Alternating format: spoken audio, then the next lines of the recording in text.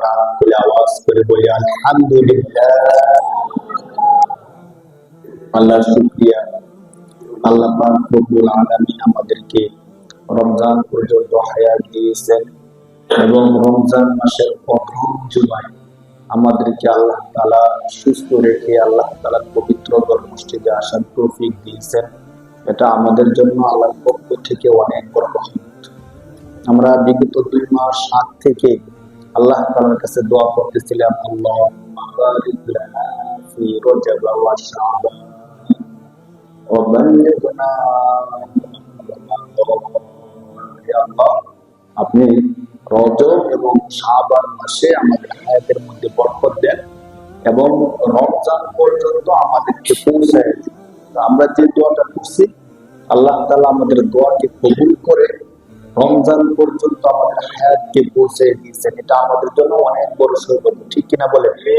আল্লাহ চাইলে কিন্তু আর অনেক মানুষ এই 2 মাসের মধ্যে মৃত্যুবরণ করে ফেলেছেন। 2 মাসের মধ্যে অনেক মানুষ আছেন অসুস্থ হয়ে হাসপাতালের মধ্যে আছেন, অনেক কিছু হয়ে গেছে 2 মাসে। বাকি আমরা আল্লাহ তাআলার কাছে দোয়া করেছি, আল্লাহ তাআলাও আমাদেরকে এই 2 মাস সুস্থ রেখে আমাদেরকে পবিত্র রমাদান পর্যন্ত পৌঁছে দিয়েছেন। এটা আল্লাহর কাছে আমাদের জন্য অনেক বড় সৌভাগ্যের ব্যাপার। বাকি এখন আমাদের আল্লাহর কাছে চাওয়া থাকবে যে আল্লাহ, আপনি যেহেতু দয়া করে মায়া করে রমজান পর্যন্ত আমাদের হায়াতকে পৌঁছে দিয়েছেন, অতএব এই রমজান মাসের সমস্ত রহমত, বরকত, ফজিলত গুলো আমাদের জীবনেও দিয়ে দেন, বলেন আল্লাহুম্মা আমিন। কারণ আমরা যে দুর্বল মানুষ, আমাদের দ্বারা রমজানের হক আদায় করা সম্ভব না। রমজান মাস ফজিলতপূর্ণ, রমজান মাস গুরুত্বপূর্ণ, কিন্তু রমজানের ফজিলত গুলো, রমজানের গুরুত্ব গুলো শুধু আমাদের এককভাবে অর্জন করা সম্ভব না যদি আল্লাহ দয়া না করে। কারণ আল্লাহ তো হলেন এত মহান, এত বিশাল, তো আল্লাহ বান্দাকে এত বেশি দেন, তার দয়া পরিমাণে দেন, কিন্তু আমরা দুর্বল হওয়ার কারণে আল্লাহর দয়াটা নেওয়ার মতো ক্ষমতা আমাদের নাই। এই জন্যই আল্লাহর কাছে আমাদের বেশি বেশি দোয়া করা যে আল্লাহ, এই মহান রমজান দিয়েছেন ঠিক, কিন্তু তার গুরুত্ব যে আমরা 100% রক্ষা করতে পারবো সেই গ্যারান্টি আমাদের নাই। আপনার কাছে আমাদের অনেক বেশি চাওয়া হলো যে যেভাবে ইবাদত করলে আপনি খুশি হবেন, যেভাবে ইবাদত করলে রমজানের হক আদায় হবে, হে আল্লাহ ওইভাবে যেন আমরা ইবাদতগুলো করতে পারি সেই তৌফিকটা আপনি আমাদেরকে দেন। রমজান তো দিয়েছেন ঠিক আছে, বাকি রমজানের হক আদায় করে যেন ইবাদত করতে পারি সেই তৌফিকটা আমাদেরকে দেন। কারণ হাদিস শরীফের মধ্যে আসছে, তিরমিজি শরীফের হাদিস, রাসূল সাল্লাল্লাহু আলাইহি ওয়াসাল্লাম বলেন, ওই ব্যক্তির থেকে দুর্ভাগা আর কেউ নাই যার জীবনে রমজান আসছে, এই মহান রমজান পাওয়ার পরেও রমজান শেষ হয়ে গেছে কিন্তু তার গুনাহ শেষ হয় নাই। তিরমিজি শরীফের হাদিস। আল্লাহ রাসূল বলেন যে কোন ব্যক্তির জীবনে রমজান আসছে, আবার রমজান চলে গেছে, কিন্তু তার গুনাহগুলো কি হয় নাই? শেষ হয় নাই। তার থেকে দুর্ভাগা আর কেউ নাই। তাহলে আমরা দেখেন আমাদের জীবনে রমজান আসছে, আজকে রমজানের প্রথম জুমা। আল্লাহ না করুক যদি আমাদের অলসতার কারণে, অবহেলার কারণে এমন হয় যে রমজান আসতে ঠিক কিন্তু আমি আমার গুনাহগুলো ক্ষমা করাইতে পারলাম না, তাহলে আমার থেকে দুর্ভাগা আর কেউ হতে পারে না সত্যিকার অর্থে। এই জন্য যেহেতু আল্লাহ পাক রব্বুল আলামিন রমজান আমাদের জীবনে দিয়েছেন, আমরা চেষ্টা করব নিজেদের পক্ষ থেকে আল্লাহর কাছে বেশি বেশি দোয়া করার যে আল্লাহ, অন্তত এই রমজানকে উসিলা করে আপনি আমাদের জীবনের সমস্ত গুনাহগুলো ক্ষমা করে দেন, বলে আল্লাহুম্মা আমিন। যখনই সুযোগ পাই, যখনই সুযোগ হয়, তখন যেন আমরা ইস্তেগফার করতে থাকি, আস্তাগফিরুল্লাহ রাব্বি মিন কুল্লি যামবি ওয়া আতুবু ইলাইহি লা হাওলা ওয়ালা কুওয়াতা ইল্লা বিল্লাহিল আলিয়্যিল আযীম। আস্তাগফিরুল্লাহ রাব্বি মিন কুল্লি যামবি ওয়া আতুবু ইলাইহি লা হাওলা ওয়ালা কুওয়াতা ইল্লা বিল্লাহিল আলিয়্যিল আযীম। ইস্তিগফার যদি কেউ পাঠ করে, উলামায়ে কেরামগণ বলেন যে ইস্তিগফার এমন বিশেষ একটা জিনিস, সহিহ হাদিসের মধ্যে আসছে যে রাসূলুল্লাহ সাল্লাল্লাহু আলাইহি ওয়াসাল্লাম বলেন, দুইটা হাদিস আছে। এক হাদিসের মধ্যে আসছে রাসূল বলেন, আমি দৈনিক 70 বার থেকে বেশি ইস্তেগফার করি, সুবহানাল্লাহ। আরেক হাদিসের মধ্যে আসছে আল্লাহ রাসূল বলেন যে আমি দৈনিক 100 থেকেও আরো বেশি ইস্তেগফার করি, সুবহানাল্লাহ। একটু চিন্তা করে দেখেন, আমরা মানুষ হিসাবে 24 ঘন্টার মধ্যে অধিকাংশ সময় গুনার মধ্যে লিপ্ত থাকি। হ্যাঁ, হয়তো সরাসরি গুনাহ করি, নয়তো শয়তানের ধোঁকায় কোনো না কোনো ভাবে গুনাহ হয়েই যায় আমাদের থেকে। কিন্তু আল্লাহ রাসূল সাল্লাল্লাহু আলাইহি ওয়াসাল্লাম আমাদের বিশ্বাস এবং ঈমানের দাবি হলো সমস্ত নবীরা মাসুম, নিষ্পাপ। সমস্ত নবীরা কি ভাই? নিষ্পাপ, মাসুম, সমস্ত নবীরা। তো সমস্ত নবীদের মধ্যে আমাদের নবী তো আরো বেশি শ্রেষ্ঠ। তো আমাদের নবী তো আরো বেশি কি? মাসুম। শুধু মাসুম না, আল্লাহ পাক রব্বুল আলামিন সূরা নাজিল করে 26 নম্বর পারা সূরা ফাতাহ, ইন্না ফাতাহনা লাকা ফাতহান মুবিনা। এই সূরা নাজিল করে আল্লাহ রাসূল সাল্লাল্লাহু আলাইহি সাল্লামকে বলতেছেন, ইন্না ফাতাহনা লাকা ফাতহান মুবিনা লিয়াগফিরা লাকাল্লাহু মা তাকদ্দামা মিন যামবিকা ওয়া মা তাআখার। আল্লাহ তাআলা এই মেসেজটা দিতে চাচ্ছেন যে নবী আপনি তো মাসুম, ঠিক আছে, বাকি কখনো যদি এমন হয় যে ভবিষ্যতে একটু ভুল হয়ে যাচ্ছে বা হওয়ার সম্ভাবনা আছে, ওই বিষয়গুলো আমি আল্লাহ অগ্রিম ক্ষমা করে দিলাম, সুবহানাল্লাহ। এই ঘোষণা কার? আল্লাহ। এই ঘোষণা কার? আল্লাহ নবীজিকে বলতেছে যে আপনি তো এখন মাসুম, বাকি ভবিষ্যতে ভুল হওয়ার সম্ভাবনা যদি থাকে ওইটাও আমি আল্লাহ অগ্রিম ক্ষমা করে দিলাম। কেমন নবী আমাদের নবী? ওই নবী যার কোনো গুনাহ নাই, গুনাহ হলে অগ্রিম আল্লাহ ক্ষমা করে রাখছেন। ওই নবী দৈনিক 70-এর থেকে বেশি কি পড়তেন? ইস্তেগফার কেন পড়েন? গুনাহ থেকে ক্ষমা চাওয়ার জন্য তো পড়ে, আস্তাগফিরুল্লাহ, আল্লাহ আমি আপনার কাছে গুনাহ ক্ষমা চাই। তো চিন্তা করে দেখেন, নবীর কোনো গুনাহ নাই, আবার গুনাহ হওয়ার আগে আল্লাহ কি করে রাখছেন? অগ্রিম ক্ষমার ঘোষণা দিয়ে দিচ্ছেন। ওই নবী হাদিস শরীফের মধ্যে আসছে যে আল্লাহ রাসূল বলেন আমি দৈনিক 70-এর থেকে বেশি ইস্তেগফার করি। আর আমরা যারা 24 ঘন্টা গুনার মধ্যেই থাকি, কথা বললে গুনাহ হয়, হাঁটতে গেলে গুনাহ হয়, দোকানে বসলে গুনাহ হয়, যা করি আমাদের গুনার কোনো কি নেই, সীমা নাই। আমরা কতবার ইস্তেগফার করি? তার বাকি মুফাসসিরিন কেরামগণ বলেন আমরা ইস্তেগফার করি গুনাহ ক্ষমার জন্য। আর আল্লাহ রাসূল যে ইস্তেগফার করতেন, এই ইস্তেগফারের মূল মর্ম ছিল ইস্তেগফার যে যত বেশি করে তার সম্মান তত বেশি বৃদ্ধি পায়। তো আল্লাহ রাসূল বেশি বেশি ইস্তেগফার করতেন যাতে আল্লাহ রাসূলের মর্যাদা আল্লাহর দরবারে আরো বেশি কি হয়ে যায়? বৃদ্ধি হয়ে যায়। এই জন্য উলামায়ে কেরাম বলছেন কোন ব্যক্তি যদি এখন মানুষ বান্দা উম্মত যারা ইস্তেগফার করবে তাদের অনেকগুলো ফায়দা। এক নাম্বার ফায়দা হলো গুনাহগার ব্যক্তি যখন ইস্তেগফার করবে আল্লাহ তাআলা তার গুনাহগুলো ক্ষমা করে দিবেন, সুবহানাল্লাহ। দুই নাম্বার, সে যে গুনাহগুলো করছে ওই গুনাহগুলোর পরিবর্তে আল্লাহ তাআলা সওয়াব দ্বারা পরিবর্তন করে দিবেন, সুবহানাল্লাহ। তিন নাম্বার, তার মর্যাদা বৃদ্ধি করে দিবেন। আল্লাহ তাআলার দরবারে যে ইস্তেগফার করে তার মর্যাদা অনেক বেশি বাড়ায় দিবেন। তিন নাম্বার। চার নাম্বার, আরেকটা বড় ফজিলত হলো কোন ব্যক্তি যদি বেশি বেশি ইস্তেগফার করে আল্লাহ তাআলা তার রিজিকের সমস্ত টেনশন গুলো দূর করে দিবেন, সুবহানাল্লাহ। উলামায়ে কেরামগণ বলছেন যে কারো যদি রিজিকের টেনশন থাকে, যদি কারো টাকা পয়সার সমস্যা থাকে বা খাবার দাবারে কারো যদি সমস্যা হয়, সে যেন বেশি বেশি ইস্তেগফার করে। যে যত বেশি ইস্তেগফার করবে খালেস নিয়তে আল্লাহ তাআলাকে হাজির নাজির জেনে হাদিসের উপর বিশ্বাস রেখে কোন ব্যক্তি যদি দৈনিক বেশি বেশি ইস্তেগফার করে আল্লাহ তাআলা তার রিজিকের সমস্ত টেনশন গুলো দূর করে দিবেন, সুবহানাল্লাহ। আমরা যে অপরাধ করি অধিকাংশ অপরাধ কিন্তু খাবার দাবার রিজিকের জন্যই করি। হ্যাঁ, মানুষকে যদি জিজ্ঞেস করে যে আপনি যারা চোর চুরি করেন কেন? একটু ভালো খাওয়ার জন্য তো চুরি করে। ডাকাতি করেন কেন? একটু ভালো খাওয়ার জন্য, একটু ভালো থাকার জন্য না। যে সরকারের টাকা চুরি করে কেন চুরি করেন? আর একটু ভালো থাকার জন্য। যে সুদি কারবার করেন কেন? আর একটু ভালো থাকার জন্য, খাওয়ার জন্য। ঘুষ খান কেন? আর একটু ভালো থাকার জন্য, ভালো খাওয়ার জন্য।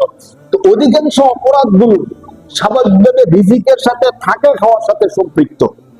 যদি আমরা ইস্তেগফার করি আল্লাহ তাআলা যদি আমাদের খাবারের রিজিকের সমস্যা দূর করে দেন আমাদের আর কোনো গুনার দরকার পড়ে না। এই জন্য রমজান মাস আমরা যে ইবাদত সবচেয়ে বেশি করতে পারি, প্রথম যে হাদিসটা বলছিলাম হাদিসের মধ্যে আসছে যে কোনো ব্যক্তি রমজান পাইলো কিন্তু তার গুনাহগুলো ক্ষমা করার আগেই রমজান শেষ হয়ে গেল, তাহলে সে হলো সবচেয়ে বড় দুর্ভাগা। না, এই জন্য আমাদের গুনাহগুলো ক্ষমা করার জন্য বেশি বেশি ইস্তেগফার করা, আল্লাহর কাছে সম্মান অর্জন করার জন্য বেশি বেশি ইস্তেগফার করা, সর্বোপরি আমাদের রিজিকের যে সমস্যাগুলো আছে ওই সমস্যাগুলো দূর করার জন্য আমরা আল্লাহর কাছে বেশি বেশি কি করবো ভাই? ইস্তেগফার করবো। আস্তাগফিরুল্লাহ সবচেয়ে ছোট্ট ভাবে যদি আমরা বলি, শুয়ে রয়েছি ঘুম ধরতেছে না, আস্তাগফিরুল্লাহ আস্তাগফিরুল্লাহ আস্তাগফিরুল্লাহ, এটুকু বললো যথেষ্ট। যদি আর কোনো কিছু না বলি, শুধু কতটুকু আস্তাগফিরুল্লাহ আস্তাগফিরুল্লাহ। আস্তাগফিরুল্লাহর অর্থ হলো হে আল্লাহ আমি আপনার কাছে কি চাই? ক্ষমা চাই। আর যদি পুরোটা বলতে পারি তত ভালো। আস্তাগফিরুল্লাহ রাব্বি মিন কুল্লি যামবিন ওয়া আতুবু ইলাইহি লা হাওলা ওয়ালা কুওয়াতা ইল্লা বিল্লাহিল আলিয়্যিল আযীম। আস্তাগফিরুল্লাহ রাব্বি কুল্লি যামবিন ওয়া আতুবু ইলাইহি লা হাওলা ওয়ালা কুওয়াতা ইল্লা বিল্লাহিল আলিয়্যিল আযীম। রমজানের শুরু টাইম চলতেছে এখন, রমজানের এটা হলো প্রথম জুমা। এখন থেকে যদি আমরা প্ল্যান করি যে রমজান শেষ হওয়ার আগে আগে আমার গুনাহগুলো শেষ করতে হবে, তাহলে সম্ভব। আর যদি এমন হয় যে অতীতে যেভাবে চলছি ঠিক ওইভাবেই চলতেছি, আমাদের কোনো প্ল্যান নাই, সবাই রোজা রাখতেছে আমি রোজা রাখতেছি, সবাই তারাবি পড়তেছে আমিও তারাবি পড়তেছি, অন্য অন্য মাসে যেভাবে জীবন যাপন করছি এই মাসেও ঠিক ওইভাবে জীবন যাপন করতেছি, তাহলে আমাদের মধ্যে পরিবর্তন আসবে না। আমাকে মনে করতে হবে রমজান মাস আসে মানুষকে পরিবর্তন করার জন্য। রমজান কেন আসে ভাই? মানুষের জীবনে পরিবর্তন করার জন্য। আমি যখন সাহারি খাই, সাহারি কেন খাই? রোজা রাখবো। সাহারি কেন খাই বলেন? রোজা রাখবো। দেখেন, রোজা শুধু রোজা না, আমাদের জীবনে রোজাটা অনেক বড় একটা শিক্ষা। কেমন শিক্ষা দেয় একটু খেয়াল করেন। আমরা স্বাভাবিকভাবে ছোট্ট থেকে রোজা রাখতে রাখতে অভ্যস্ত, এই জন্য মনে করি কি রমজান আসছে রোজা রাখবো, তারাবি পড়বো, শেষ, আর কোনো কিছু না। কিন্তু রমজান আসছে, এই যে রোজা রাখা, এই যে তারাবি পড়া, এটা যে আমাদের জীবনের গুরুত্বপূর্ণ একটা মেসেজ, আমরা খেয়াল করি না। আসলে আজকে একটু বিশ্লেষণ করি। রমজান মাস আসছে, শেষ রাতে উঠলাম, খাবার খেলাম। স্বাভাবিকভাবে সারা বছর কিন্তু আমরা এইভাবে খাবার খাই না, খাই না। এখন শেষ রাত্রে উঠলাম, খাবার খাইলাম, কেন খাইলাম? আল্লাহ আদেশ করছেন। কে আদেশ করতে বলেন? তো শেষ রাত্রে উঠে খাবার খাওয়ার আদেশটা কার? আল্লাহ। এই জন্য আমি এখানে আল্লাহর আদেশটা মানলাম। এক নম্বরে আমার ফজরটা শুরু হইলো কার আদেশের মাধ্যমে? আল্লাহর আদেশের মাধ্যমে। এখন যখন ভোর হইল, সুবহে সাদিক উদিত হওয়ার সাথে সাথে আমি খাবার খাওয়া ছেড়ে দিলাম। এমন কি হয়, মাইকে যখন মুয়াজ্জিন ঘোষণা দেয় সাহারি খাওয়ার সময় শেষ, আর কেউ সাহারি খাবেন না, এই কথা বলার পরে আমরা কি আর কেউ খাই? বলেন, আমরা কি আর কেউ খাই? এমনও হয়, ধরেন ওই দিন ঘুম ভাঙে নাই কোন কারণে, এমন সময় ঘুম ভাঙছে যখন মসজিদ থেকে বলতেছে সাহারি খাওয়ার সময় শেষ, আর কেউ সাহারি খাবেন না, এমন সময় কি হয়েছে? ঘুম ভাঙছে। আর স্বাভাবিকভাবে আমাদের প্রত্যেকের ঘরে তো খাবার দাবার থাকে, শেষ রাতে খাওয়ার জন্য খাবার দাবার সবকিছু রেডি করা থাকে। এখন আমাদের মধ্যে আমরা যারা আছি, ধরেন ঘুম ভাঙছে, ইমাম সাহেব যখন মাইক দিয়ে বলতেছে যে সাহারি খাওয়ার সময় শেষ, আর কেউ সাহারি খাবেন না, কিন্তু রান্না বান্না তো সব করে রাখছি। এখন কি আমরা মনে মনে ভাবি যে হুজুর বললে বলছে, সমস্যা নেই, রান্না বান্না সবকিছু করা আছে, যেহেতু 10 মিনিট লাগবে, অল্প সময়ে খাবারটা খাইনি, আমরা কি কেউ খাই? কেন খাই না? একটু চিন্তা করে দেখেন তো। মানে মাইকে শুধু ঘোষণা করছে, তখন যদি আমরা খাইতে যাই, এলাকার পুলিশ এসে কি আমাদেরকে পিটাইবে? যে মাইকে ঘোষণা করছে এরপরও কেন খাইলা? বা আমাদেরকে কি পুলিশ বন্দি করে নিয়ে যাইবো? না। এলাকাবাসী কি আমাদের গালাগালি করবে? কিচ্ছু না।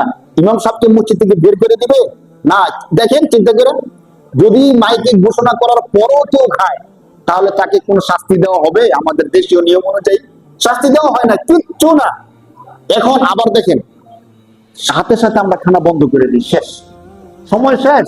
খানা থাকলেও আমরা কি করবো? খানা খাবো না। খানা না খেয়ে রোজা নিয়ত করে ফেলছি, মাসালা অনুযায়ী আমাদের রোজা হয়ে যাচ্ছে। তো এখন আমি যে তখন খানাটা খাইলাম না, অথচ খানাটাকে আমার হালাল টাকায় কিনা, আমার কি রুটির সমস্যা? না, রুটিও সব ঠিক আছে, খাবারও আছে, রুটিও আছে, শুধু সময় নাই। আল্লাহর পক্ষ থেকে ঘোষণা আসছে, এখন আর খাবার খাওয়া। যদি একটু চিন্তা করে দেখেন, যখন মাইকে ঘোষণা হয় তখন আমরা খানাটা খাই না কেন? আমার তো রুচি আছে, খাবার গরম করা আছে, সবকিছু ঠিক আছে, শুধু খাই না আল্লাহর ভয়ে। কার ভয়ে খাই না বলেন? একটু চিন্তা করে দেখেন, রমজান আমাদের কি শিক্ষাটা দেয়? খাবার পাক করা আছে, আমার পেটে ক্ষুধাও আছে, রাত্রে ঘুম থেকে উঠছে ক্ষুধা আছে না, আবার সারাদিন রোজা রাখতে হবে, আমার চিন্তা আছে না। কিন্তু মাইকে যখন ঘোষণা হলো সেহরি খাওয়ার সময় শেষ, আর কেউ সাহারি খাবেন না, আমরা আর খাই না। কেন খাই না? পুলিশ তো আমাকে দেখবে না, এলাকার মানুষ আমাকে গালাগালি করবে না, এরপরও খাই না। কার ভয়ে বলেন? কেউ দেখবে না, কিন্তু দেখবে কে? আল্লাহ দেখবেন। অতএব আল্লাহর সামনে আমরা অপরাধরা করতে পারি না, তখন আমরা ধরে নেই, তখন খাবার খেলে আল্লাহ আমাদেরকে শাস্তি দিবেন। ঠিক কিভাবে যাক, খাবার খাইলাম না, ক্ষুধা কিন্তু আছে, কিন্তু রোজা রাখতেছি। যখন যারা কাজ করেন, কর্ম করেন, তারা জানেন ব্যস্ততা থাকে, দুপুরের পর থেকে আমাদের পিপাসা শুরু হয়ে যায়, ক্ষুধার কারণে চলাফেরা করতে কষ্ট হয়। তখনও যদি কেউ চায়, ঠান্ডা পানি আছে, ফ্রিজের মধ্যে শরবত আছে, আমরা চাইলে খাইতে পারি, কিন্তু খাই না। ওই যে রাত্রেও খাই নাই, ক্ষুধা আছে। দিনের বেলা আবার যখন বিকাল হয়ে যায়, আসরের সময়টা, প্রচন্ড ক্ষুধা আর পিপাসা তো অনেক বেশি লেগে যায় গরমের দিনে। এমনও মনে হয় যে যদি আমাকে 1 সাগর পানি দেওয়া হয়, 1 সাগর পানি খেয়ে ফেলতে পারবো, মনে হয়, যদি আমরা এত খাইতে পারবো না। একটু চিন্তা করে দেখেন, অনেক ছোট ছোট বাচ্চারাও আছে, তখন খাবার খাইতে চায় না। যতই বলবেন খাইয়ে ফেলো, তোমার রোজা হয়ে গেছে, না না, মাগরিবের আযান না দিলে আমি ইফতারি করব না। এই কাজগুলো আমরা কেন করি বলেন? আল্লাহর ভয়ে। এই কাজগুলো কেন করি বলেন? আল্লাহর ভয়ে। 11 মাস যখন আমরা আমাদের মন মতো চলতে থাকি, চলতে চলতে যখন যা ইচ্ছা তা করি, যখন মন চাইতেছে কারো গীবত করতেছি, যখন মন চাইতেছে মিথ্যা কথা বলতেছি, যখন মন চাইতেছে চুরি করতেছি, যখন মনে চাইতেছে ডাকাতি করতেছি, যখন মনে চাইতেছে সুযোগ থাকলেই আমরা সুদি কারবার করতেছি, ঘুষের লেনদেন করতেছি, সবকিছু করতেছি, কোনো কিছুর মধ্যে আমরা বিরত হচ্ছি না। রমজান মাসটা আসার পরে আল্লাহ আমাদেরকে বুঝাতে চাচ্ছেন যে বান্দা, তোমার সুযোগ থাকলেই তুমি সবকিছু করতে পারো না, তুমি চাইলেই তোমার মনে যা চায় তা তুমি করতে পারো না। তোমার ক্ষুধা আছে, ঘরের মধ্যে খাবার আছে, কিন্তু রমজান মাস দিনের বেলা তুমি খাবার খাইতে পারবা না। খাবার কেন খাইতে পারি না? কার আদেশটা বলেন? কার আদেশ? এখন খাবার যদি খাই আমাদের গুনাহ হবে, আর তো কিচ্ছু হবে না। একটু চিন্তা করেন, রমজান মাসে দিনের বেলা যদি খাবার খাই আমাদের গুনাহ হবে, আর কিছু হবে? ধরেন খাবারটা খাওয়ার সাথে সাথে পেটের মধ্যে গিয়ে ব্যথা শুরু হয়ে যাবে, যে রমজান মাস, রোজার মাস খাইছেন কেন, এই জন্য খাবারটা খাওয়ার সাথে সাথে পেটের মধ্যে ব্যথা শুরু হয়ে গেছে। অথবা রমজান মাসে রোজা বাইরে খাবার খাইছি, এই জন্য পুলিশ ধরে নিয়ে গেছে, এমনও না। খাবার খাইলে পেটও ব্যথা হয় না, আবার পুলিশ আমাদেরকে ধরে না, এরপরও আমরা খাবার খাই না। কেন খাই না বলেন? আল্লাহর ভয়ে। কেন খাই না? এখন দেখেন, রমজান মাসে রোজা রাখা, খাবার না খাওয়া, এই বিধান কার? এখন মিথ্যা কথা বলা কবিরা গুনাহ, এই বিধানটা কার? আল্লাহ কি দুইজন না একজন? যে আল্লাহ বিধান দিছে রমজান মাসে খাবার খাইলে কবিরা গুনাহ হয়, রমজান মাসে খাবার খাওয়া যায় না, ওই আল্লাহই তো বিধান দিছেন মিথ্যা কথা বললে কবিরা গুনাহ হয়। এই বিধান দিছেন কে? যে আল্লাহ বিধান দিছেন রমজান মাসে খাবার খাওয়া যায় না, ওই আল্লাহই বিধান দিছেন জীবনে কোনোদিন মিথ্যা কথা বলা যায় না। যে আল্লাহ বিধান দিছেন রমজান মাসে খাবার খাওয়া যায় না, ওই আল্লাহই আবার বলছেন সুদের টাকা খাওয়া। আচ্ছা, সুদের টাকার বিধানটা কি অন্য কেউ দিছেন? আহাল্লাল্লাহুল বাইআ ওয়া হাররামার রিবা। কোরআন শরীফের 3 নম্বর পারার 6 নম্বর পৃষ্ঠা, সূরাতুল বাকারা, স্পষ্ট আকারে আল্লাহ বলছেন, বান্দা, আহাল্লাল্লাহুল বাইআ, ব্যবসা বাণিজ্য, এই সমস্ত যত লেনদেন আছে সবকিছুকে তোমাদের জন্য আমি আল্লাহ হালাল করছি। যত রকমের ব্যবসা বাণিজ্য আছে, সমস্ত রকমের ব্যবসা বাণিজ্যকে আমি আল্লাহ কি করলাম? হালাল করলাম। ও হাররামার রিবা, এবং সুদের যত কারবার আছে সমস্ত কারবার গুলো আমি আল্লাহ হারাম করছি। কে হারাম করছে? বলছে আহাল্লাহু। আহাল্লাহ, এখানে আল্লাহর নামটা চলে আসছে, দেখেন। তাহলে সুদের কারবারটা সরাসরি হারাম করছেন কে? রমজান মাসে খাবার খাওয়াটা নিষেধ করছেন কে? একজন তো আল্লাহ। এখন বলেন মুসলমান রমজান মাসে খাবার খাই না কারণ আমি মুসলমান, এই মুসলমানই আবার সুদের কারবার করে কি করে না? তাহলে কেমন বলে বলেন? তাহলে আমি আল্লাহর একটা বিধান মানলাম, আর একটা বিধান, আমি যেই মুসলমান আল্লাহকে ভয় পেয়ে রমজান মাসে দিনের বেলা খাবার খাইলাম না, কিন্তু আবার সুদের টাকাটা খাইলাম। অথচ দেখেন রমজান মাসের রোজা তো অনেক গুরুত্ব।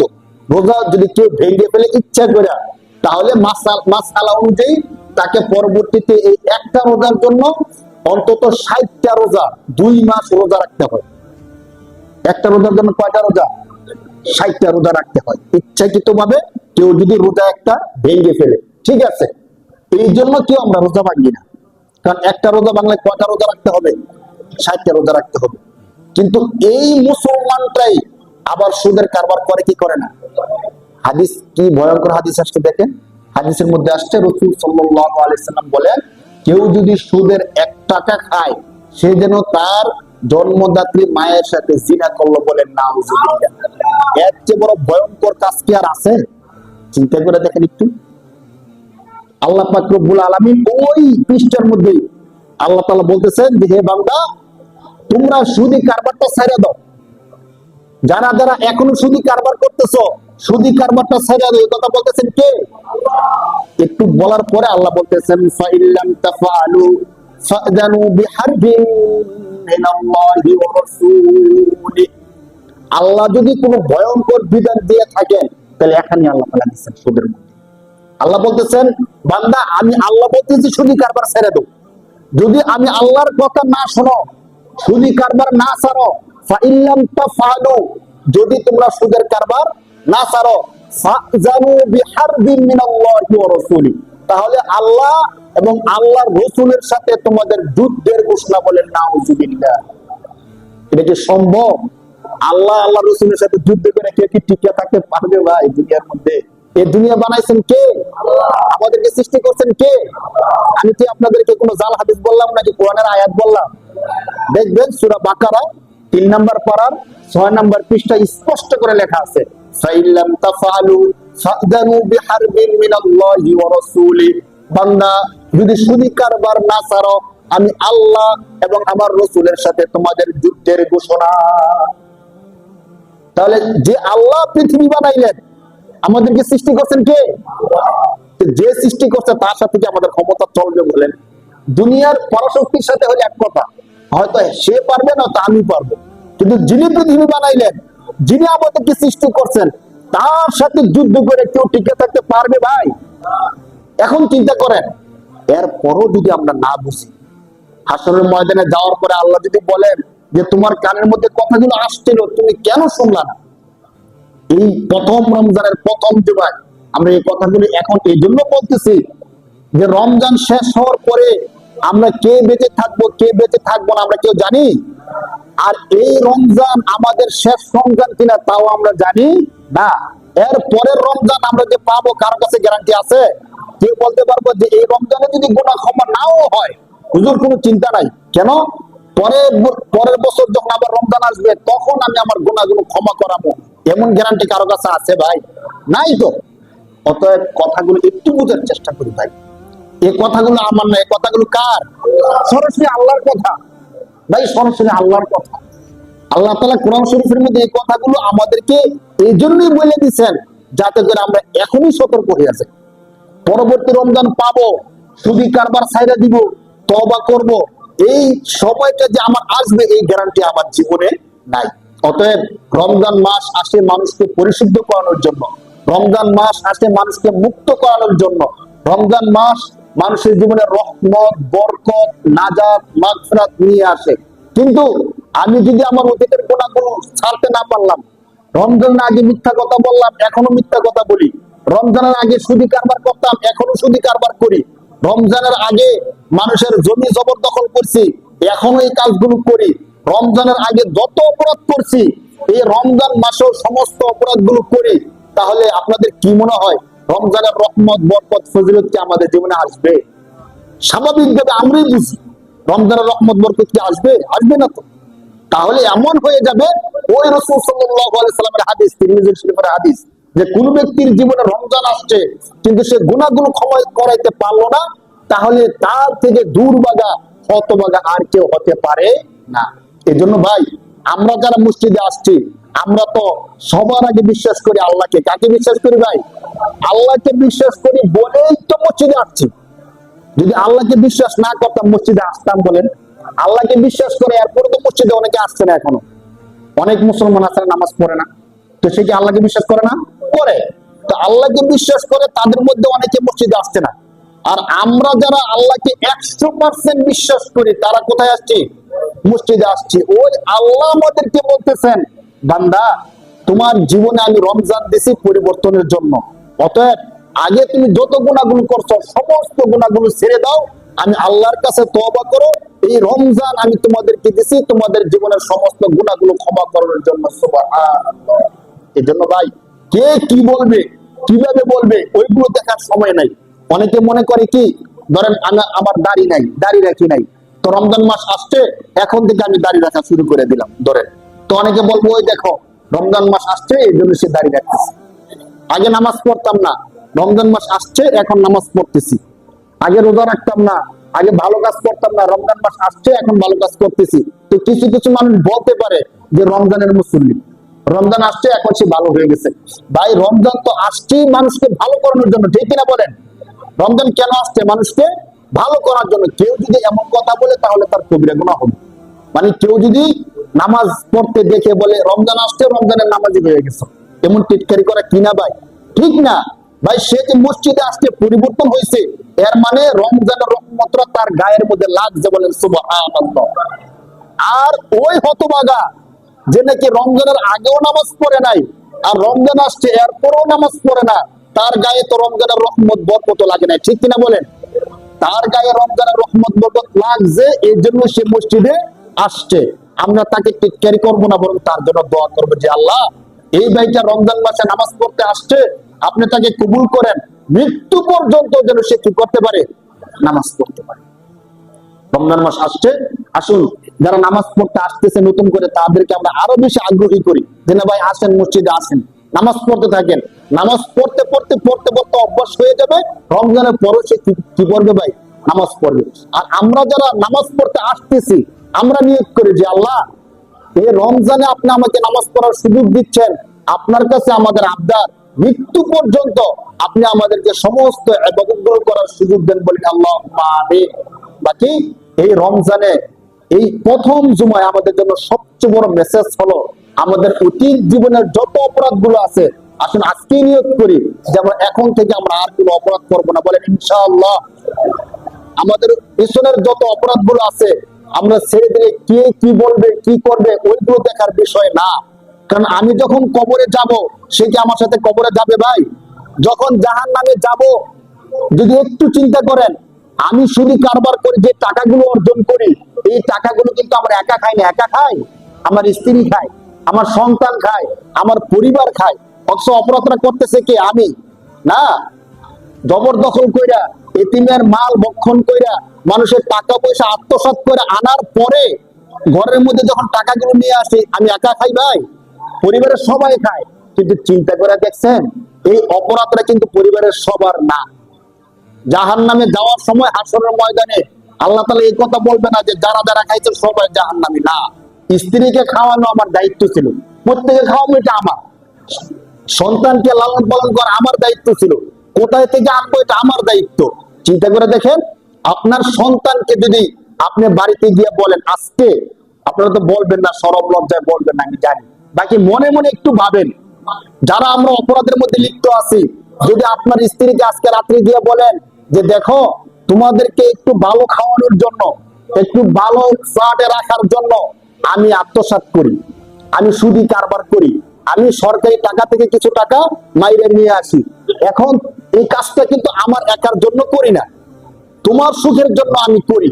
আল্লাহ তাআলা যদি হাসরের দিন আমাকে 1000 বছর জাহান্নাম দেয়, তুমি কি তার থেকে 500 বছর জাহান্নাম নিবা?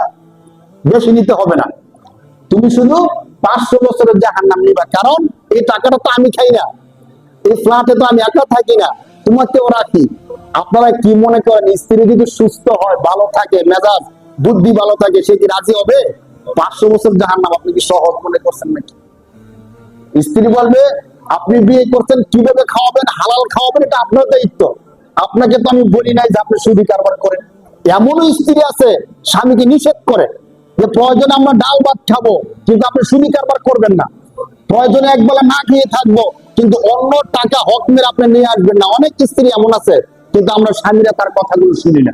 অনেক স্ত্রী আছে চুপ থাকে, কিছু বলতে গেলে সমস্যা হবে, ঝামেলা বাঁধবে, এই জন্য চুপ থাকে। যদি বলে যে সুদি কারবার করেন কেন, মানুষের টাকা মেরে আনেন কেন, তখন বলবে তোমারটা আনি, তুমি তোমার বাবার থেকে আনিয়া দাও, তাহলে আমি আর করবো না। বলেন নাউজুবিল্লাহ। সর্বোপরি কথা হলো, এই অপরাধগুলো আমরা যখন করি, তখন এই অপরাধের শাস্তি আমি একাই পাবো। এই অপরাধের শাস্তি আমার স্ত্রী না, আমার সন্তান নিবে না। নয়তো বিশ্বাস না করলে আপনার সন্তানকে বলেন যে আমি যে এই সুদি কারবার দিয়া মানুষের জমি জবরদখল কইরা এই যে সম্পদ গড়লাম, এই সম্পদ গুলোর কারণে হাসরের ময়দানে আল্লাহ আমাকে জাহান্নাম দিলে, বাবা তুমি কি জাহান্নামের একটা ভাগ নিবা? সে কি নিব বলেন? নিবে না। কয়েকদিন আগে সোশ্যাল মিডিয়া একটা দেখছেন না ভিডিও, যে তার বাবা সরকারি অনেক কিছু জমি জবরদখল করার পরে তার বাবা আছে এখন জেলে। এখন তাকেও যখন গ্রেফতার করে জেলে নেওয়া হইতেছে, তখন সাংবাদিকরা তার সামনে যখন ক্যামেরা ধরছে, তো সে বলতেছে যে আমার বাবা অপরাধ করছে, সরকারি জমি আমার বাবা নিছে, আমি তো কোনো কিছু করি নাই, এই সম্পদ আমার বাবা আমাকে দিয়ে গেছে, আমাকে কেন গ্রেফতার করা হলো? এটা কি দুনিয়াতে না আখেরাতে? দুনিয়ায়। দুনিয়ায় সাংবাদিকের সামনে সে বলতেছে অপরাধ আমার বাবা করছে, আমাকে কেন গ্রেফতার করা হলো? যারা দেখেন নাই দেখবেন। তো দুনিয়ার মধ্যে সন্তান বলতেছে অপরাধ বাবার, আমার না। আখিরাতে যখন জাহান্নামটা দেখবে চোখের সামনে, তখন কি সে বলবে যে আল্লাহ, বাবা তো আমাদের জন্য এই খারাপ কাজগুলো করছে, অতএব বাবাকে একা জাহান্নামে দেন না, 1000 বছরের মধ্যে 500 বছর বাবাকে দেন, 500 বছর আমাকে দিন। এই কথাই কোনো সন্তান বলবে ভাই? বলবে না। তাহলে সুস্থ থাকার জন্য হালাল টাকা অল্প দিয়ে তো চলে। হয়তো মাছ গোস্ত অনেক বেশি খাইতাম, সপ্তাহে একটু কম খাই। আল্লাহ তাআলা যদি রিজিক দেন, তাহলে কেউ কি রিজিক ছিনিয়ে নিতে পারবে ভাই? পারবে না। এজন্য আসুন নিয়ত করি, রমজানের এই প্রথম সময়ে আমরা আমাদের জীবনের সমস্ত অপরাধগুলো ছেড়ে দিব বলেন ইনশাআল্লাহ। এখন তো শুধু এখন না, রমজান আসার কারণে দেখবেন অনেক দোকানের মধ্যে পর্দা টাঙাই দেওয়া হয়েছে। কেন পর্দা টাঙাই দিচ্ছেন? হুজুর মানুষের সামনে খাইতে খারাপ লাগে না? যদি পর্দা না থাকে, চায়ের দোকানগুলোতে, খাবারের দোকানগুলোতে দেখবেন সবগুলো দোকানের সামনে কি আছে ভাই? আপনারা কি দেখছেন নাকি দেখেন নাই? নাকি এমনি এমনি বলতেছি? পর্দা আছে নাকি নাই? পর্দা দিচ্ছেন কেন প্রশ্ন করেন। হুজুর রমজান মাস, দিনের বেলা মানুষ খাবার খাবে, চা খাবে, বিড়ি খাবে, পান খাবে, মানুষের চোখের সামনে খাইলে খারাপ দেখা যায় না, এই জন্য পর্দা টাঙাই দিছি, ভিতরে খাবে যাতে দেখা না যায়। যদি হিন্দুরা খায় তাহলে তো কোনো সমস্যা নেই। বাকি মুসলমান, তুমি মানুষ দেখলে খারাপ দেখা যায়, মানুষ বলবে যে আব্দুর রহিমের ছেলে, আব্দুল করিমের ছেলে, দেখে আসছে দিনের বেলা হোটেলে বসে বসে খাইতেছে, এই জন্য তুমি পর্দা টানাই দিছ। কার থেকে বাঁচার জন্য? মানুষের মুখ থেকে বাঁচার জন্য। ভাই তুমি মুসলমান হয়ে মানুষের চোখ থেকে বাঁচার জন্য পর্দা টানায়া পর্দার ভিতরে খাইতেছ। তুমি কি জানো না ওই পর্দার ভিতরে আমার আল্লাহ দেখে? পর্দার ভিতরে মানুষ দেখে না, কিন্তু দেখে কে? আল্লাহ দেখে কি দেখে না বলেন? শুধু আল্লাহ দেখে না, আল্লাহ বলেন, তিরমিজি শরীফের এক হাদিসের মধ্যে আসছে যে একবারে বিদুগুটে অন্ধকার, আমাবস্যার রাতের কালো অন্ধকারে কালো একটা পিপিলিকা যখন হাঁটে, ওই পিপিলিকাকে আমি আল্লাহ দেখি, শুধু দেখি না, ওই পিপিলিকার পায়ের আওয়াজ পর্যন্ত আমি আল্লাহ শুনি, সুবহানাল্লাহ। আর তুমি যে দোকানের সামনে ছোট একটা পর্দায় দিছো, সেখানে কি আল্লাহ দেখে নাকি দেখে না বলেন? মানুষের মুখ থেকে বাঁচার জন্য, মানুষের চোখ থেকে বাঁচার জন্য পর্দা দিছ, আল্লাহর থেকে বাঁচানোর জন্য কি দিছ ভাই? যখন হাসরের ময়দানে আল্লাহর সামনে দাঁড়াবা, যখন আল্লাহ যদি তোমাকে জিজ্ঞেস করে, বান্দা মানুষ থেকে বাঁচার জন্য রমজান মাসে পর্দা দিয়ে চায়ের দোকানে চা খাইছো, বিড়ি খাইছো, পান খাইছো, এখন তুমি করবাটা কি? রমজান মাসে আমি একটা মাস, সারা মাস যা ইচ্ছা তা খাইছো, যখন ইচ্ছা তখন খাইছো, যেভাবে ইচ্ছা সেভাবে খাইছো। শুধু রমজান মাস একটা মাস, এবং রাত্রে না, শুধু দিনের বেলা। এমন হয় যে আমরা রাত্রে বেলা যে খাবারটা খাই, দিনের খাবারের চাহিদা কি হয়ে যায়? পুরো হয়ে যায়। ইফতারি করি আমরা, ইফতারের পরে এশারের নামাজের পরে আমরা আবার খানা খাই, আবার আমরা সাহারি খাই কয় বেলা হলো ভাই? তো 24 ঘন্টায় রমজান ছাড়া অন্যদিন আমরা খাই কয় বেলা? তো 3 বেলায় তো হই। ঠিক আছে না? হিসাবটা দেখেন একটু, যদি একটু চিন্তা ভাবনা করেন। আরো যদি ভাবেন অন্যান্য সময় তেমন ভালো কিছু খাইতে পারি না, কিন্তু রমজান মাস আসলে সবাই একটু ভালো মন্দ খাওয়ার সুযোগ হয়। তো আল্লাহ যদি বলেন যে রমজান মাস রহমত বরকতের মাস, আমি আল্লাহ তোমাকে দিয়েছিলাম শুধু দিনের বেলায় নির্দিষ্ট একটা সময়, সুবে সাদিক থেকে নিয়ে সন্ধ্যা পর্যন্ত খাবার খাইতে আমি আল্লাহ নিষেধ করছি, তুমি আমার কথা না শুনিয়া দোকানের সামনে পর্দা দিয়ে পর্দার ভিতরে ঢুকে ঢুকে খাইছো বান্দা, আজকের দিনে তুমি খাইবাটা কি? একজন ভাই বলছে, দেখেন আমরা সারাদিন রোজা রাখবো, এই জন্য ভোর রাতে খাওয়ার সময় একটু বেশি করে খেয়ে নিই, সারাদিন থাকতে হবে, খাবার শেষ করার পরে আরেকটু পানি পান করি, যদি ইমাম সাহেব বলে আর 1 মিনিট আছে, সাথে সাথে আরেক গ্লাস পানি পান করি। কেন? সারাদিন পিপাসা লেগে যেতে পারে, আরেকটু পানি পান করি। ভাই আপনি কি চিন্তা করছেন 12 ঘন্টা অথবা 11 ঘন্টা, এই 11 ঘন্টা সময়ের জন্য চিন্তা করে আমরা কয়েক গ্লাস পানি একসাথে খাইয়া রাখি, যাতে করে পিপাসা বেশি না লাগে। আমরা যারা অপরাধ করতেছি, যারা গুনাহ করতেছি, আপনি কি চিন্তা করতেছেন এই অপরাধ করে করে আমি যখন কবরে যাব, হাজার হাজার বছর কবরের মধ্যে থাকবো, ওই কবরের মধ্যে কত গ্লাস পানি আগে খাইয়া যাওয়ার দরকার? কারণ কবরে তো আমাকে পানি কেউ দিবে না, খাবার দাবার কিচ্ছু দিবে না, শুধু জাহান্নামের আগুন জ্বলবে আমি যদি গুনাহগার হই। তাহলে ওই কবরে কে পানি দিয়ে আসবে ভাই?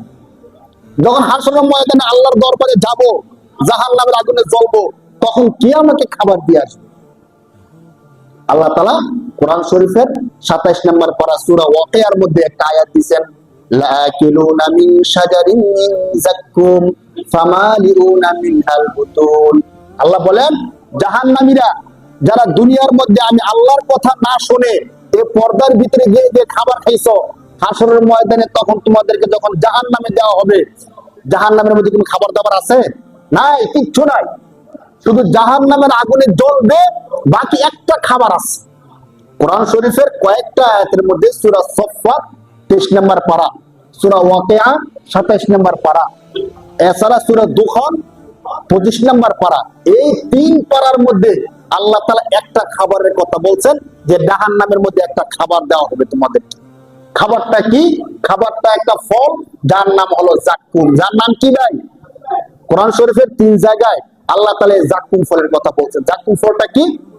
23 নম্বর পারার মধ্যে আল্লাহ বলেন যাক্কুম একটা গাছ, এই গাছের মধ্যে যে ফলটা হবে, গাছটা হবে জাহান্নামের মধ্যে।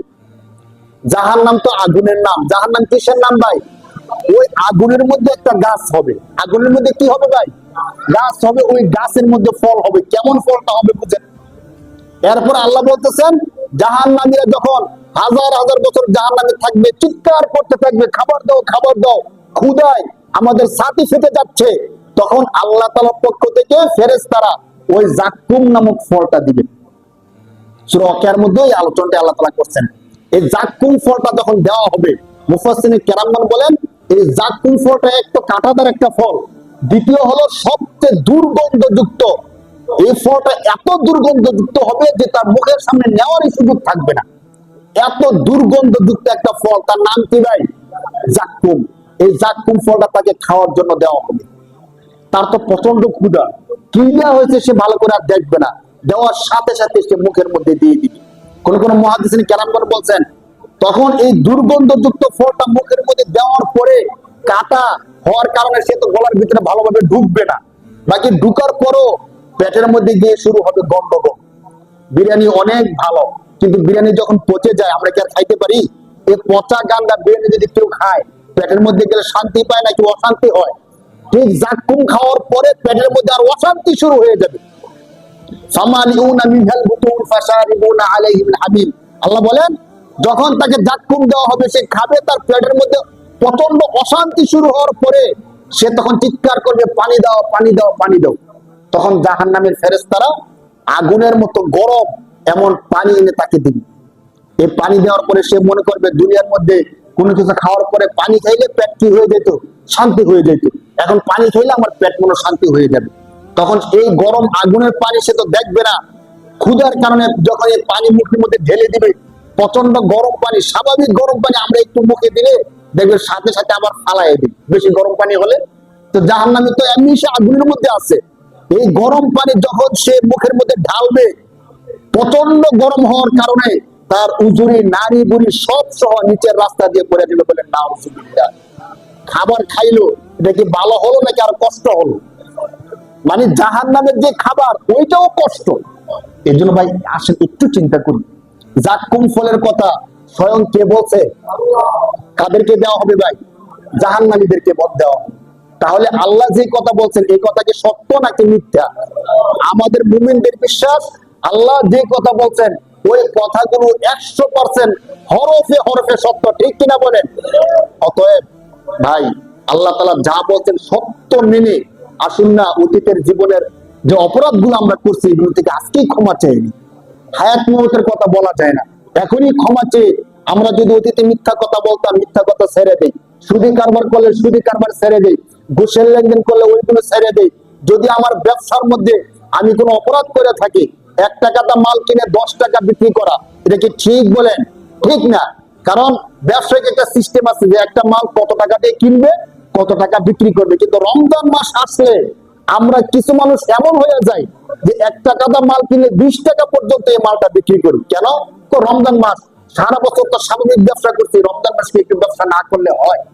সবাই তো অনেক বেশি ইনকাম করে, তো রমজান মাসে আমাদেরকে বেশি ইনকাম করতে হয়। ভাই যদি এমন হয় যে আপনি অস্বাভাবিক মূল্য রাখেন তাহলে আপনিও গুনাহগার হবেন। অস্বাভাবিক মূল্যের দরকার নাই, রমজান মাসে এমনি একটু বেচা বিক্রি বেশি হয়, যদি আল্লাহ বরকত দেন তাহলে কেউ কি সেটাকে শেষ করতে পারবে? ভাই আসুন আল্লাহর কাছে আমরা বরকত চাই। যত রকমের অপরাধ আছে সমস্ত অপরাধ থেকে আজকে থেকে তওবা করি। রমজান মাস 5টা কাজ আমরা একটু বেশি বেশি করতে পারি। মুহাদ্দিসিন কেরামগণ বলছেন রমজান মাসে কেউ যদি 5টা কাজ একটু বেশি বেশি করে তাহলে তার জীবনে যে অপরাধ গুনাহগুলো আছে ওই গুনাহগুলো আল্লাহ তাআলা চাইলে ক্ষমা করে দিতে পারেন। 1 নাম্বার, এই রমজান মাসের এখন থেকে আমরা একটু বেশি বেশি কোরআন তেলাওয়াত করতে পারি। কি করতে পারি ভাই বলেন? বেশি বেশি কোরআন তেলাওয়াত করতে পারি। যেখানেই থাকি যদি আমাদের হাতে কোরআন শরীফ থাকে, কোরআন শরীফ দেখে, অনেকের মোবাইলের মধ্যে কোরআন শরীফ আছে, মোবাইল থেকে কোরআন শরীফ তেলাওয়াত করা যায়, কোনো সমস্যা নাই। যদি আপনার ওযু থাকে স্ক্রিনের মধ্যে টাচ করতে পারবেন, ওযু না থাকলে টাচ করতে পারবেন না, বাকি কোরআন শরীফ কি করা যায়? তেলাওয়াত করা যায়। বেশি বেশি আমরা কোরআন তেলাওয়াত করব রমজান মাসে। 2 নাম্বার, বেশি বেশি ইস্তেগফার করব। যে আলোচনাটা আমরা শুরুতে করছিলাম, কোন ব্যক্তি যদি ইস্তেগফার করে আল্লাহ তাআলা তার গুনাহগুলো ক্ষমা করে দেন, আল্লাহ তাআলা তার সম্মান বৃদ্ধি করে দেন, আল্লাহ তাআলা তার রিজিকের সমস্ত সমস্যাগুলো সমাধান করে দেন, বলেন সুবহানাল্লাহ। 3 নাম্বার, ছোট্ট ছোট্ট যে দোয়াগুলো আছে ওই দোয়াগুলো জিকিরগুলো আমরা বেশি বেশি করতে পারি। লা ইলাহা ইল্লাল্লাহ, সুবহানাল্লাহ, আলহামদুলিল্লাহ, আল্লাহু আকবার, এই জিকিরগুলো আমরা বেশি বেশি করতে পারি। বুখারী শরীফের একটা হাদিস আসছে, রাসূল সাল্লাল্লাহু আলাইহি সাল্লাম বলেন যে আল্লাহর কাছে সবচেয়ে গুরুত্বপূর্ণ তাসবিহ দোয়া হলো সুবহানাল্লাহি ওয়া বিহামদিহি সুবহানাল্লাহিল আযীম। সবাই একবার বলেন সুবহানাল্লাহি ওয়া বিহামদিহি সুবহানাল্লাহিল আযীম, সুবহানাল্লাহি ওয়া বিহামদিহি সুবহানাল্লাহিল আযীম। 3 নাম্বার গেল। 4 নাম্বার, 5 ওয়াক্ত নামাজ, তারাবির নামাজ আমরা সবাই জামাতে পড়ার চেষ্টা করবো বলে ইনশাআল্লাহ। বিশেষ করে আপনাদের কাছে আমার আবদার হবে যারা 2টা তারাবি পড়ছেন, প্রথম রমজান প্রথম তারাবি এবং এর পরের তারাবি দুটো যারা পড়ছেন তাদের 3 পারা তেলাওয়াত হয়ে গেছে, বলেন আলহামদুলিল্লাহ। আপনারা নিয়ত করেন যেহেতু 3 পারা হয়ে গেছে তাহলে এরপরে যতগুলো তারাবি আছে কোনো তারাবি মিস করবো না, বলেন ইনশাআল্লাহ। প্রথম 6 দিন 1.5 পারা করে পড়া হবে, একটু দেরি হইতেছে কষ্টের কোনো কারণ নাই। 6 দিনের পর থেকে আমরা পড়বো 1 পারা। কয় পারা? তখন আরেকটু তাড়াতাড়ি হবে। এজন্য আমরা যারা পড়ছি 2টা তারাবি পড়তে পারছি, আল্লাহ সুযোগ দিচ্ছেন, তারা নিয়ত করেন বাকি আর একটা তারাবি মিস করবো না, বলেন ইনশাআল্লাহ। রমজান মাসে আরেকটা গুরুত্বপূর্ণ কাজ হলো বেশি বেশি দান সদকা করা। কারণ রমজান মাসে 1 এ 70, 1 এ কত ভাই? 70। এই জন্য আমরা আগে যা দান করতাম আলহামদুলিল্লাহ, এখন মসজিদে হোক গরিব দুঃখী হোক যেখানে সুযোগ হয় 10 টাকা একটু বেশি দান করে দেয়। কারণ 1 টাকা দান করলে 70 টাকা, আর 10 টাকা দান করলে কত টাকা হয়? 700 টাকা হয়ে যায়। এই রমজানটা আমরা এই কাজটা একটু বেশি বেশি করি। আর এখন আগে যখন বলতাম বলেন সুবহানাল্লাহ, একবার সুবহানাল্লাহ বললে একবার সুবহানাল্লাহর সওয়াব, আর এখন যদি একবার সুবহানাল্লাহ বলেন কতবার সুবহানাল্লাহর সওয়াব? 70 বার। এজন্য সবাই বলি সুবহানাল্লাহ। এই কাজগুলো আমরা বেশি বেশি করব। যে 5টা কাজ সর্বশেষ বললাম, বেশি বেশি আল্লাহ তাআলার কাছে ইস্তেগফার করব, বেশি বেশি 5 ওয়াক্ত নামাজগুলো জামাতের সাথে পড়ব, তারাবি নামাজটা পড়ব, দান সদকাগুলো বেশি বেশি করার চেষ্টা করব। অতীতের যে গুনাহগুলো আছে ওই গুনাহগুলো ছেড়ে দিয়ে আল্লাহর কাছে একনিষ্ঠ ভাবে আল্লাহ তাআলার কাছে ক্ষমা চাবো বলে ইনশাআল্লাহ।